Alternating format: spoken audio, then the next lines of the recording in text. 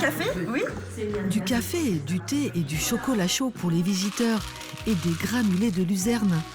Un petit déjeuner atypique se prépare. Aurélie Robert a ouvert les portes de sa ferme pédagogique en 2024 avec des lamas et des alpagas. Des animaux originaires des Andes, insolites dans la vallée du Cher. Le lama et l'alpaga a un grand radar à la place de la tête. Il a des grandes oreilles, des grands yeux et des grandes narines. Et tout ça, ça sert à observer tout ce qui se passe autour d'eux. C'est la ruée vers les gamelles.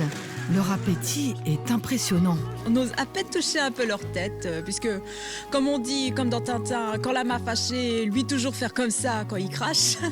Mais c'est vrai que c'est impressionnant. En plus, on voit bien qu'ils sont hyper dociles, un peu craintifs et, pour être honnête, très très doux aussi.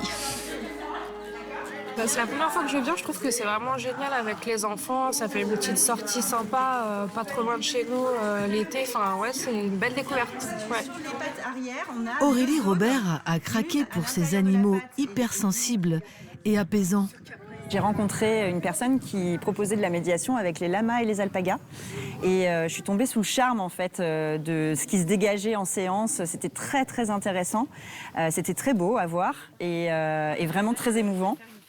Pour les enfants, le contact avec les lamas offre aussi bien des vertus pédagogiques. Très très important, c'est ce qui leur apprend le respect déjà et la patience. Aurélie, elle, tire tous les bénéfices de vivre au quotidien au milieu de son petit troupeau. Avoir une ferme, c'est très compliqué. Et donc, quand je doute, je vais voir mes lamas et mes alpagas et je trouve le réconfort et ma raison d'être là aujourd'hui.